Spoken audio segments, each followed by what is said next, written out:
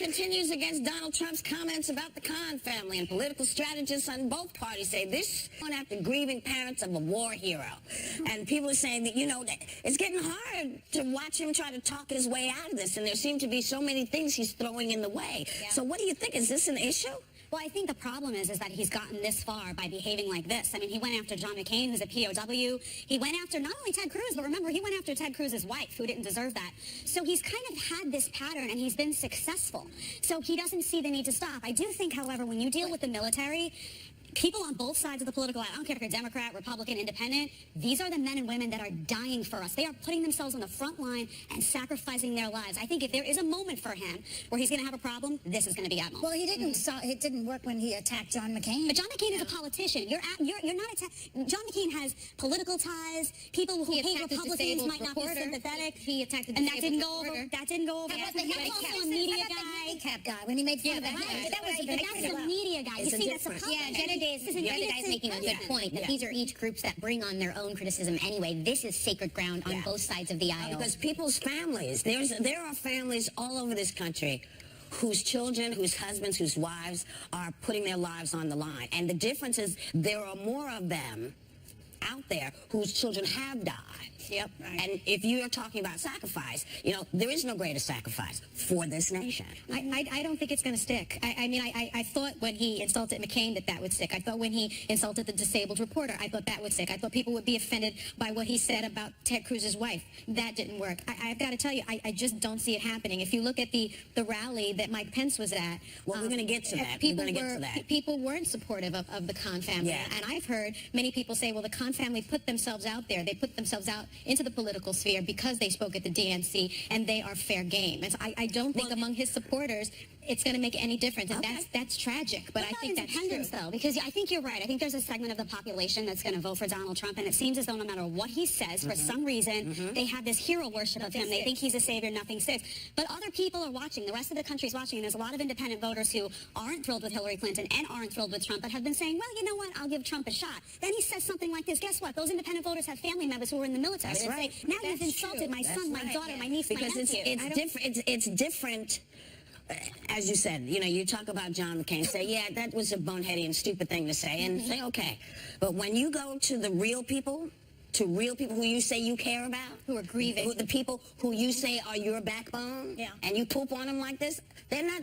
I don't think they're going to groove with it. But sacrifices are about buildings. Yeah. I mean, it's such a human moment. That wasn't even something that could be political. When you look at anyone, doesn't matter what they look like, and they say something about losing a child. It's the greatest loss, not just for this country or as a military person. Losing a child, they say, is the greatest pain you could ever experience. There's got to be a moment where all of it fades away, and you're like, oh my gosh, my heart goes out to you. The fact he didn't even have a little bit of that. Not only doesn't he have empathy, he keeps doubling down and attacking the woman for not speaking. I mean, he's sabotaging. That's our job, to sabotage you, Donald. You're doing a great job of it, though. You take it away from us. Well, as we started to say, a rally in Ohio yesterday, Trump warned voters that he's afraid the election is going to be rigged against him. Oh, right.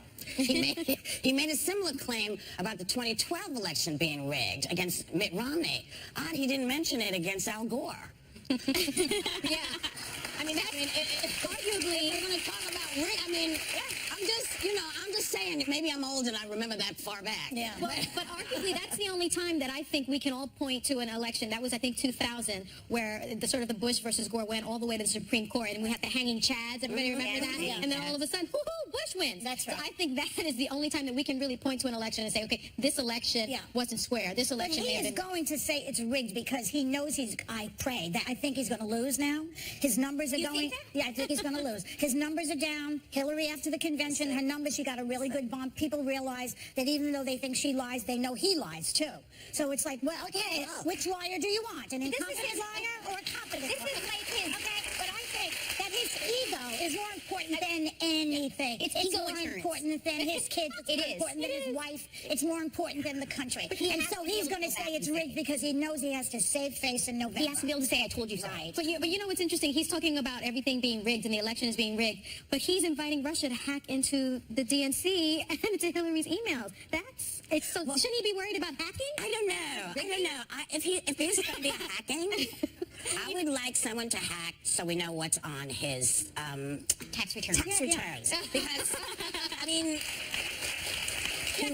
Listen, he demanded Barack Obama show his birth certificate. Oh, yeah. And college transcripts and law school transcripts. All kinds of stuff. Mm-hmm. Demanded all this stuff. Now, or show me when you served in the military. I want to see your paper. No, I know you did.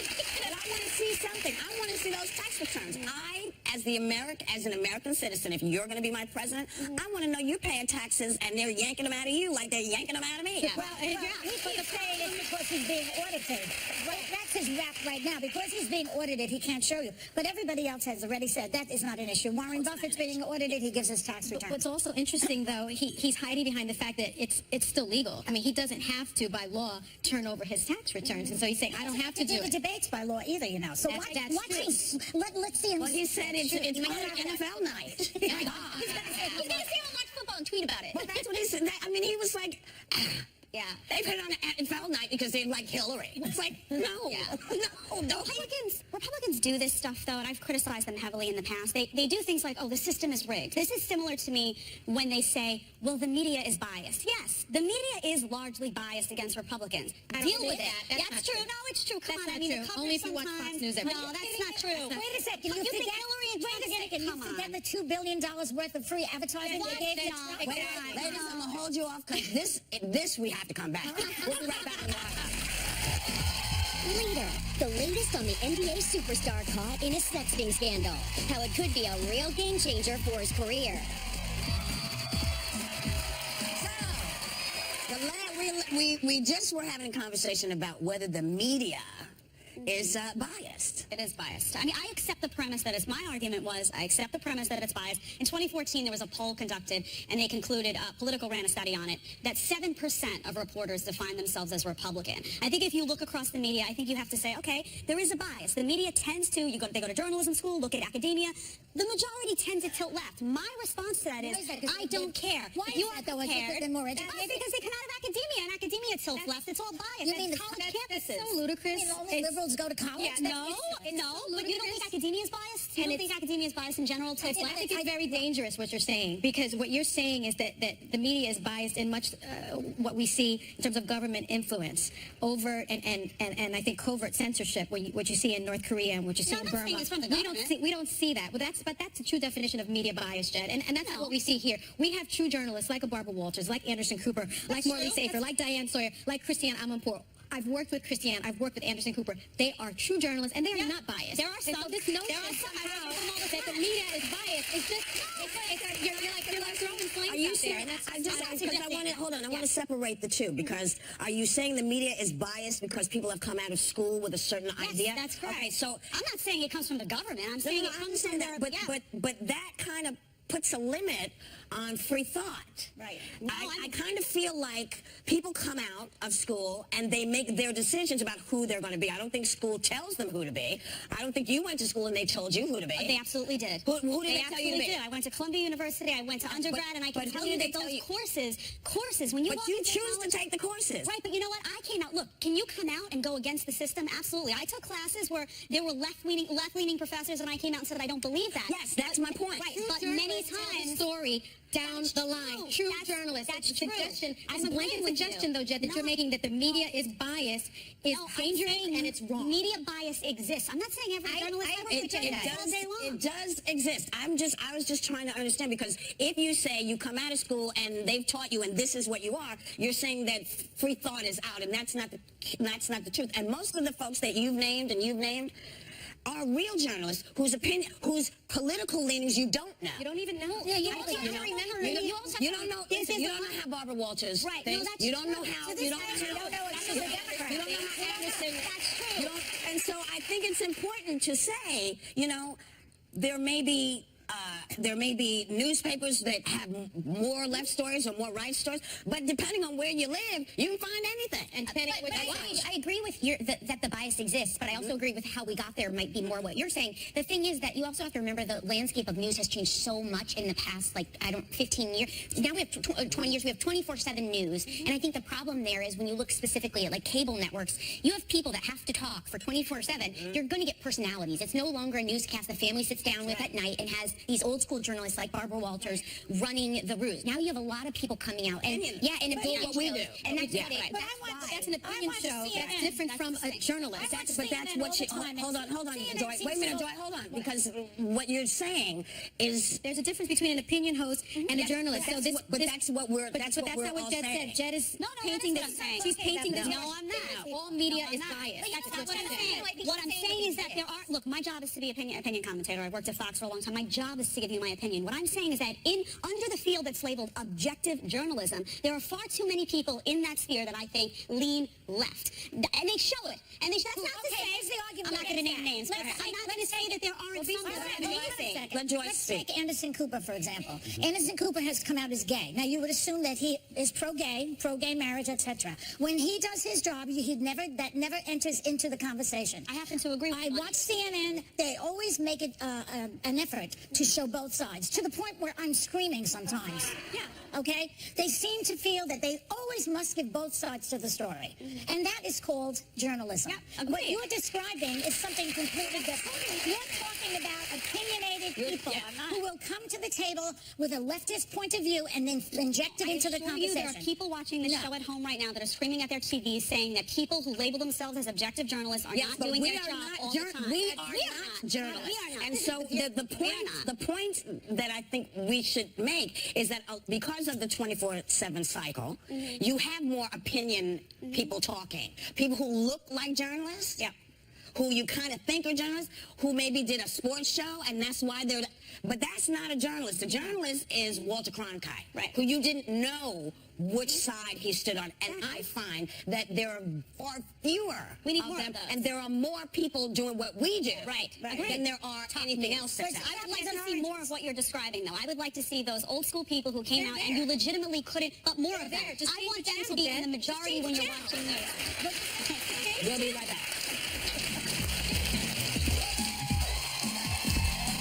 Coming up, the reality star who's getting real by posting her cosmetic procedures online. Is it a PSA? You know, we try to talk about the things that people find important, and this is no different. JoJo. Do settings like this give people unrealistic expectations about what romance should be? I think, quoting a philosopher, Keanu Reeves from Speed, relationships based on intense experiences never work. Oh my God, yeah, so he did say deep. that. He said that. They what? Say it again? Relationships based on intense experiences never work. And that intense experiences kind of captures a show like The Bachelor or Bachelorette. Or a speeding bus. One or the other. You know, it's Look, I do think that marriage is an intense experience, and this is what they're supposed to be training to do. But I would prefer to see this type of show like on a deserted island with just one person, and have people throwing flamethrowers at you, have kids pulling at you, have you scavenging for food, because that's what marriage is like. Right? Like what they're doing is not what marriage is like. But remember, this is not marriage. They haven't gotten married yet. This is the dating experience, which is what you just related. They're finding the perfect partner for marriage. But but you have to have more than one person if you're looking for someone. Yeah. So you have to have more than one person. She's got a 25? I've never watched it, so I never saw this show. No. Yeah. Oh, It's a Joy, funny you show. would have. I would watch your live tweets during that like nobody's business. I mean, there are like 25 men vying for her affection, and she gets to whittle it down. Yeah. So how come nobody says she's a hoe?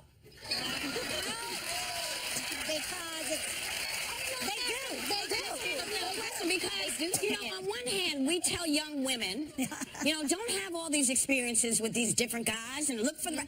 So here she is, and here he is, because there's The Bachelor as well. Yeah. But with men, for some reason, it seems to be more acceptable. So why are we perpetuating this idea that it's not a good idea, but then it is a good idea if it makes money? But wait a minute, I haven't watched the show. Does she sleep with all 25 of them? She only has the fantasy suite with 3 in her defense. Yeah, she sleeps with 3 of them. Well, she doesn't have to. That's more than I've had my whole life. Okay. We don't know. Wow. We don't know, right? Yeah, no cameras are in there. That's right, and she's a natural redhead. Of course we know. No, we don't know. Wow. Allegedly, she could, but I think there has been some backlash. I mean, people do feel that, you know, making out with the 25 men or the 20 men But is they don't pick on the inappropriate. Bachelor on that. No, they don't. They let him go to any fantasy suite he wants. But And so we was don't- there backlash, though, with the Bachelor when he slept with 2 women at once? Well, he does, but they the are same harder time, on the yeah. Bachelorette because they say, and recently this was, there was an article about it, that when the Bachelorette goes into these fantasy suites, we pick on her more than we pick on the Bachelor for doing what boys will do. But then I see the opposite side, too, where some women I see defending her as it being empowering to women. Like, this woman is in this position of power. Like, typically you see men She's in where they many have a positions choice of power, of actually. women. But we don't know that Well, about we don't know what JoJo. position she's in, honestly. Yeah, but she has the choice. We don't know if JoJo was in any position. We don't know. Well, you know, you do see things. You do see things, and it is on this network, so you're not going to see a whole lot. But I just wonder, you know, if we're saying to women, is this the way to empower yourself? Is I don't this like what, it. You know, I wonder, because we send so many mixed messages to young women. I wondered, and that's why I asked the question, because I actually haven't watched the show. I don't know very much. Your question was, is this hoish? Well, no, because I believe that you as a woman have the ability to have as many relationships as you should, as you want to. Not in the same day. Why not? Why not? What's wrong with it? You know what? We'll pose this question when we come back. We'll be right back. Next, host of Fox News' The Five, Eric Bolling, hits the Hot Topics table to reveal why he wants Trump in the White House.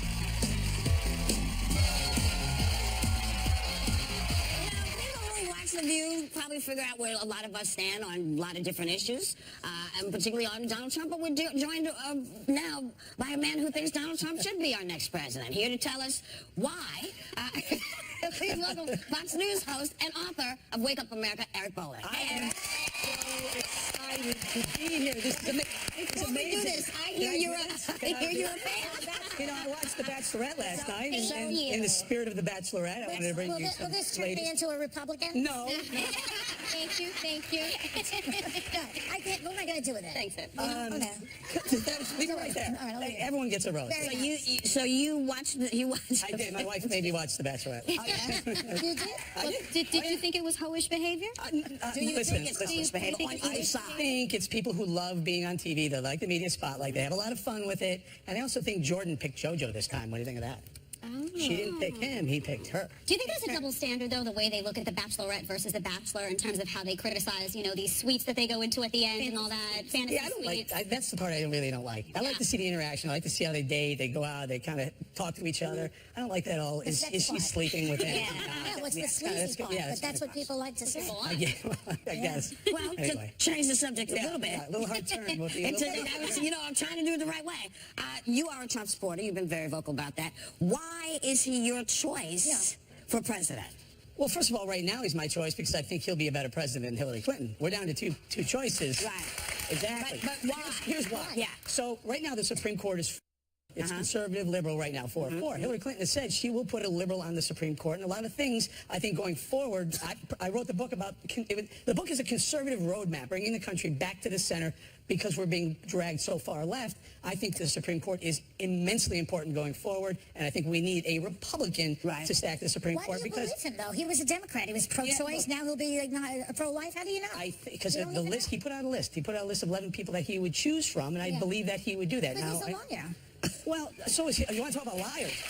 Well, he's a liar, too. Politicians are liars. Hillary Clinton literally lied to Chris Wallace on Fox News Sunday 2 days ago about Benghazi, about emails. I mean, she said she didn't. Let's not bring up Benghazi unless you're willing to say that the 11 hours that the Republicans kept her there was not enough. Because Right. I mean, what didn't you ask There her? were 8 hours. There were 13 hours between the time the first two died. Chris Stevens and his assistant died. Darling, and what didn't they ask her that you think that they missed? They sat with her for 11 hours. What didn't they ask? Who did you tell to stand down and why? Because there was an opportunity to save 2 more Didn't Americans. they ask her that? Didn't they ask her everything but what color her underarm hair is? Yes, yes. They did. So let's put that away. That's what I'm talking about. But we still don't know who told them to stand down. There was access to military access. 7 hours to get the information, but move on. Go ahead, But Marty. I just want to say this to you. You know, I hear that argument all the time about Hillary Clinton and how Benghazi is her fault. But I think you have to agree that House Republicans refused the budget for the security at Benghazi. No, she I mean, turned well, the- she turned- no, that's not she true. turned the money down. No, that's not true. They asked her. Chris Stevens asked. But what back to Trump? I want to ask you, Eric, because you're a business guy and you know, business expert, and Trump is a business guy. The pushback I get, stop laughing. No, wait, the pushback I get, though, is that he's not so great at business. People bring up his bankruptcies. What is your response to people who say if business is important to you, this is not your guy? So I listened to Hillary Clinton on stage at the DNC saying Donald Trump has his ties made in Mexico. He has his suits made in China. He has his vodka made in wherever. The problem is the reason why he does that is because of our laws, because of our tax laws and our minimum wage laws. Of course, his job only as the executive of a corporation is to maximize profits. It's not to be a nice guy. It's not to help out people. It's not to be a philanthropist. It's to maximize profits. And the way you do that is you push manufacturing overseas where it's cheaper to manufacture. Unfortunately, hopefully he'd be smart enough to say, let's lower our corporate tax rate and bring manufacturing back. But that's not going to happen because but what about the companies that stay in America? Don't they want to maximize their profits? How come they're more patriotic than he is? Well, I don't think it's a patriotism. It's not a patriotism. Manufacturing is fleeing this country because of our laws, because of our corporate tax laws. We're the highest corporate tax rates in the free world. Also, isn't it because it's cheap labor? Yeah, it is cheap labor. Of course it is. Yeah, you pay a kid 4 cents an hour. You're going to go over there. Well, okay, but here's the other thing. You can't do that here. Once these corporations, these international corporations, make money in different countries overseas, to bring that money back, they've already been taxed once in those countries. You got to tax them again 35%. The money's going to stay there. This is insane economic policy. Can I ask you, how do you feel about the EPA? I think the EPA serves no purpose. Now, see, I think, now I had several animals. Environmental Protection Agency. So I think to myself, I don't want to see a lot of sludge from people. I don't who are either. not, I don't either. You know, so should they, I mean, because you talk about all the laws that people run away from. That's one of the laws they run away from. They also run away from, you can't work a 7-year-old here. You can do that in Taiwan. You can't do it here. We have to have some protection. Oh, what about that? I agree. You need some labor laws. Of course you need labor laws.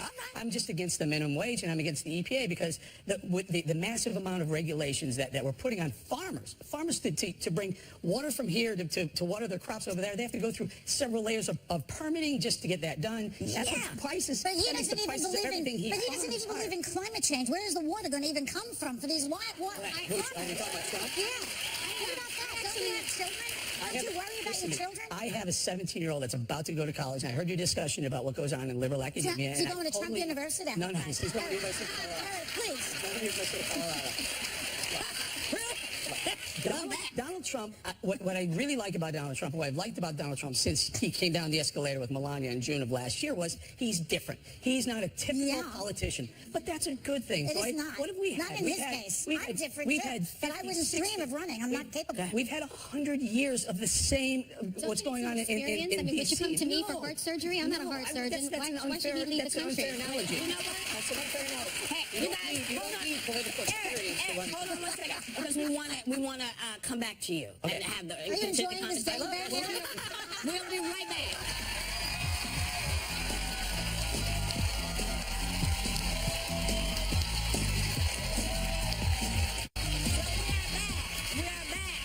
With Eric Bolling, we were just talking about. I was just saying, when you put yourself in league with someone like Trump, who has made some really, all Mexicans, he said, are murderers and rapists. Well, I'm not sure he said that, Whoopi. I think he said Mexico is sending us some rapists and murderers. No, he said no.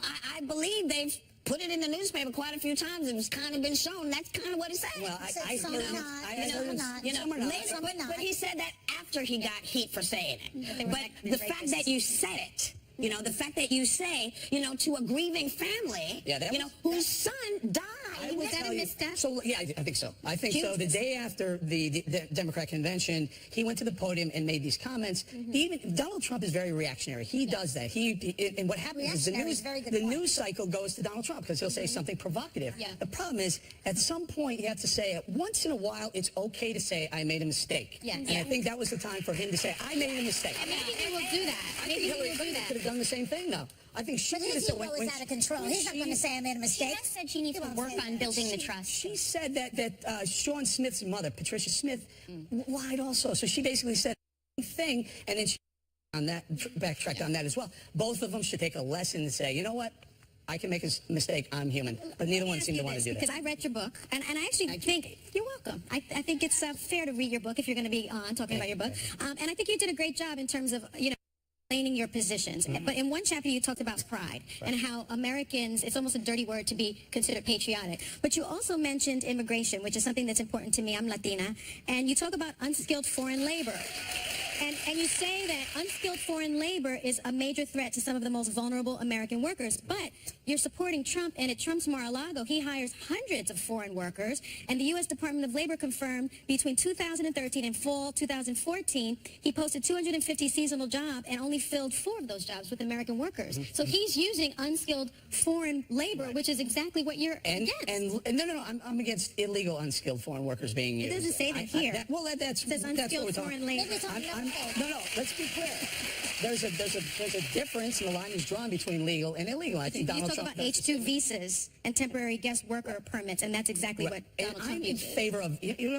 I'm in favor of more immigration. I'm more in favor of more legal immigration, less illegal immigration. That's not what you say here. More you say their investigation focused on H-2 visas, temporary guest worker permits. Companies are using federal H-2 program rules. Well, when they're abused, I agree. Now, I don't know about Donald Trump what he used. I really don't. By the way, I'm not a spokesman for Donald Trump. Okay. I'm just reporting on what the political process. Okay. If he's abusing the H-2 visa or H-1 visas, I would say then that he would be wrong, and it would be hypocritical for him to be doing that. Listen, okay, so there are things that I think he can be inconsistent with, and he needs to fix. Okay. But I will tell you again.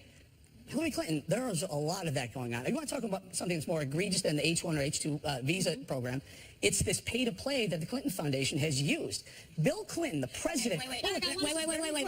Bill Clinton, the president, makes $500,000... I want to get this in about your book, because we talk a lot. We've hosted a lot together, and we talk a lot about the Republican Party having an issue with outreach. What do you want the takeaway to be for people when they read this? Can independent voters look at this book, read it, and walk away feeling perhaps differently, more positively about conservatism, about the direction of the country? What do you want them to get out of So the book is dedicated to Barack Obama because I was concerned that he was bringing the true story, dedication, because I felt it was the time to, it's my only book, my first book, the country was being pulled so far left. President Obama famously said we want to fundamentally change the United States of America, and we elected him anyway for some reason. And he's done that for the past 8 years. Because he's brilliant. Well, there are things, so I don't think he's brilliant. I don't think what he's done for the middle class, I don't think he's done anything. Wages have been stagnant for 8 years. Can't you talk to the Bush man about that? Because he didn't do much for the middle class either. Unemployment is down because people are leaving the workforce. If you put those people back in, You guys always say that when it doesn't go in your favor. When it's in your favor, suddenly they're not leaving the workforce. So I dedicated the book to Obama, and then I wrote the first chapter on the first term of Hillary Clinton, and it's kind of a dire, apocalyptic, kind of Walking Dead scenario where things are blowing up everywhere. Don't be mad at me, but you see these guys with the things? That's what they've been. That's why I had to get Jedediah in. Thank you to Eric. But will you come back? Right? You come back. So just so you know, everybody's getting a copy of the book. We'll be right back.